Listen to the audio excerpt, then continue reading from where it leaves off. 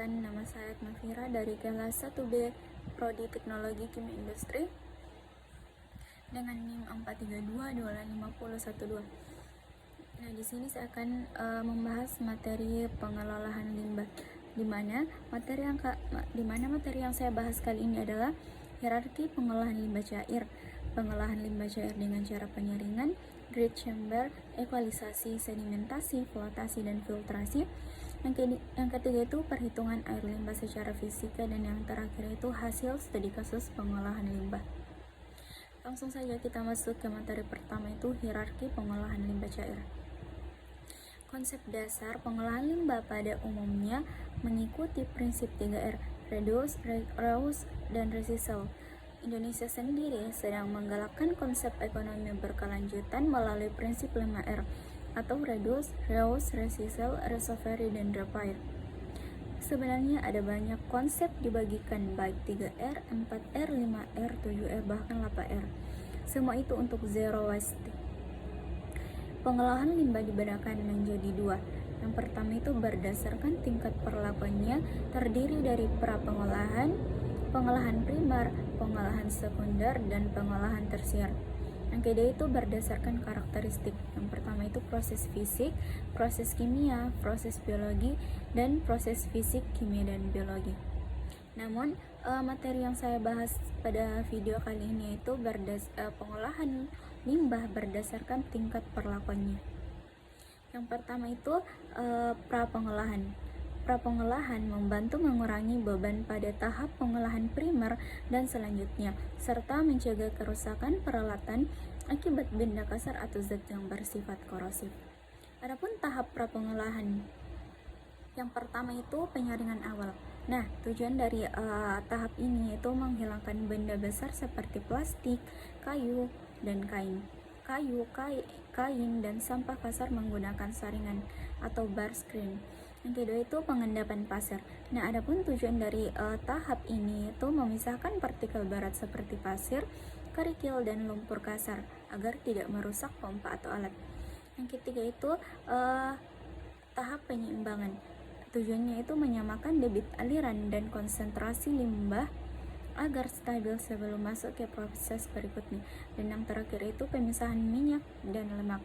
Tujuannya itu menghilangkan minyak atau lemak yang dapat mengganggu proses biologis, biasanya dengan grid trap atau flotasi. Yang kedua itu pengolahan primer. Pada tahap ini sekitar 30-50% padatan tersuspensi dan 20-30 BOD dihilangkan. Adapun tahap pengolahan primer, tahap pertama itu sedimentasi atau pengendapan. Nah, limbah dialirkan ke bak pengendapan sehingga partikel berat akan mengendap menjadi lumpur di dasar. Yang kedua itu tahap flotasi atau pengapungan. Nah, digunakan untuk memisahkan partikel ringan seperti minyak dan lemak dengan cara pengampungan ke permukaan. Yang tahap ketiga itu koagulasi atau flokulasi. Nah, penambahan bahan kimia koagulan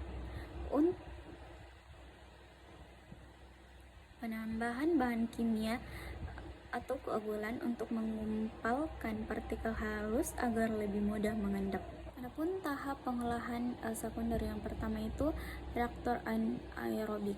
Nah, pada tahap ini limbah masuk ke bak tanpa oksigen. Mikroorganisme aerob menguraikan bahan organik kompleks, menghasilkan gas metana atau CH4 dan CO2. Fungsinya itu mengurangi beban organik awal atau BOD tinggi. Tahap yang kedua itu proses aerobik atau lumpur aktif. Pada tahap ini limbah dialirkan ke bak aerasi dan diberikan oksigen atau aerator. Kemudian mikroorganisme aerob menguraikan bahan organik menjadi CO2, H2O, dan biomasa atau lumpur aktif. Dan tahap yang ketiga itu pengendapan sekunder.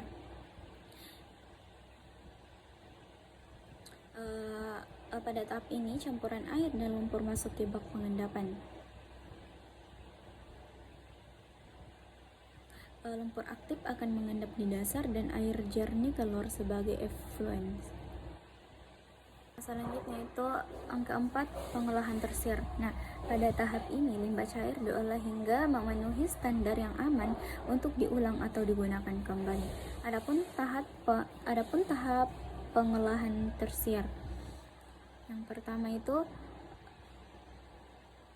filtrasi atau penyaringan lanjutan. Nah, tahap ini menggunakan media seperti pasir atau karbon aktif dan menghilangkan partikel halus yang masih tersisa. Kedua itu adsorpsi. Nah, menggunakan karbon aktif dan menyerap zat berbahaya seperti warna, bau, dan senyawa organik.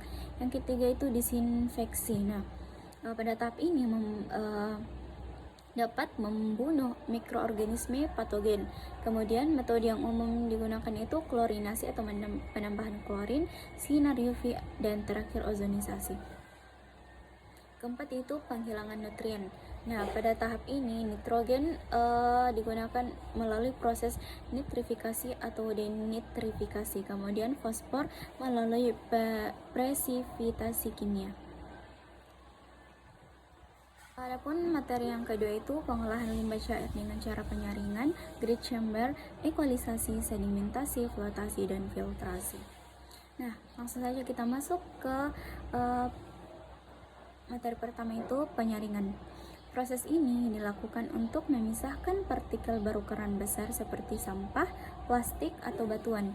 Proses ini juga dilakukan menggunakan saringan dengan ukuran pori yang bervariasi tergantung pada jenis limbah yang diolah. Tujuannya adalah mencegah kerusakan pada peralatan di tahap selanjutnya. Tahap yang kedua itu grid chamber. Nah, proses ini dilakukan untuk mengendapkan partikel berat seperti pasir, kerikil, dan kotoran berat lainnya. Proses ini juga penting untuk mencegah sedimentasi di saluran pembuangan dan merusak peralatan mekanik. Aliran air diperlambat di dalam grid chamber sehingga partikel-partikel berat dapat mengendap di dasar ruang. Kemudian yang ketiga itu ekualisasi. Nah, ekualisasi sendiri adalah proses penting dalam pengolahan air limbah yang bertujuan untuk menyeimbangkan variasi aliran dan karakteristik air limbah secara proses pengolahan utama. Ekualisasi bertujuan untuk mengurangi fluktuasi volume, beban pencemar, dan sifat kimia atau fisik air limbah, sehingga sistem pengolahan dapat beroperasi lebih stabil dan efisien. Yang keempat yaitu sedimentasi. Proses ini memanfaatkan gaya gravitasi untuk memisahkan partikel padat yang lebih berat dari cairan. Limbah yang mengandung partikel-partikel tersuspensi dialirkan ke tangki sedimentasi, sehingga partikel-partikel ini mengendap ke dasar tangki. Yang kelima itu ada flotasi. Flotasi sendiri adalah salah satu metode fisika yang digunakan dalam pengolahan air limbah untuk memisahkan partikel padat, cairan, atau senyawa yang tidak dapat larut, terutama minyak, lemak, dan zat organik. Yang keenam yang terakhir itu filtrasi. Nah, proses ini menggunakan saringan untuk memisahkan padatan dari cairan. Media filter dapat berupa pasir, batu, atau kain. Metode ini sering digunakan untuk memurnikan air limbah sebelum digunakan kembali atau dibuang. Adapun materi yang ketiga itu perhitungan pengolahan limbah secara fisika. Langsung saja kita masuk ke contoh soal yang pertama. Partikel CaCO3 dalam air memiliki diameter 0,0001 m. Densitas partikel sebesar 2.700 kg per meter kubik dan densitas air sebesar 1.000 kg per meter kubik. Viskositas air 0,001 PAS. Pertanyaannya, hitunglah kecepatan sedimentasinya. Nah, diketahui diameternya itu 0,00001 m dan densitas partikel 2.700 kg per meter kubik dan densitas air sebesar 1.000 kg per meter kubik. Sedangkan viskositas air 0,001 PAS dan percepatan gravitasi sebesar 9,8 meter per sekon kuadrat. Ditanyakan kecepatan sedimentasi. Langsung saja kita menggunakan rumus V sama dengan G dalam kurung densitas partikel dikurang densitas air dikali diameter kuadrat per 18 V. Langsung saja kita substitusikan nilai yang diketahui. Gravitas yaitu 9,8, densitas partikel 2700 dikurang densitas air 1000 dikali dikali diameter kuadrat 0,0001 kuadrat per 18 V. 18 kali 0,001. Yang pertama dikerjakan itu yang dalam kurung. Jadi gravitasinya 9,8 diturunkan 2700 kurang 1000 sama dengan 1700 dikali diameternya 0,001 kuadrat sama dengan 1 kali 10 pangkat min 8 per 18 kali 0,001 sama dengan 0,018 sehingga diperoleh kecepatan sedimentasinya itu 0,00926 meter per sekon. Adapun contoh soal yang kedua itu diketahui larutan mengandung ion Pb2+ sebanyak 150 mg per liter dalam volume 1 liter. Setelah ditambahkan karbon aktif 0,5 gram, konsentrasi turun menjadi 30 mg per liter. Pertanyaannya, hitunglah kapasitas adsorpsi dan efisiensi. Diketahui yaitu volume 1 liter, konsentrasi awal 150 mg per liter, konsentrasi akhir 30 mg per liter, dan berat 0,5 gram. Ditanyakan kapasitas absorpsi dan persen efisiensinya. Nah, kita menggunakan rumus Q sama dengan konsentrasi awal dikurang konsentrasi akhir dikali volume per berat, dimana kita langsung substitusikan nilai yang diketahui. Nilai yang diketahui konsentrasi awalnya itu 150 dikurang konsentrasi akhir 30 dikali volume 1 per beratnya itu 0,5 sehingga diperoleh kapasitasnya itu 240 mg per gram. Adapun rumus efisiensinya itu persen efisiensi sama dengan konsentrasi awal dikurang konsentrasi akhir per konsentrasi awal dikali 100%. Langsung saja substitusikan konsentrasi awalnya 150, konsentrasi dikurang konsentrasi akhir 30 per konsentrasi awal 150 dikali 100% sehingga diperoleh persen efisiensinya itu 80%. Untuk soal nomor 3 itu, larutan mengandung ion Pb3+ sebanyak 200 mg per liter difiltrasi. Volume per met 5 liter diperoleh dalam waktu 10 menit melalui membran seluas 1 m kuadrat. Konsentrasi per met menjadi 80 mg per liter. Hitunglah flux dan rejeksinya. Diketahui volumenya itu 5 liter atau setara dengan 0,005 m kubik. Luasnya itu 1 m kuadrat.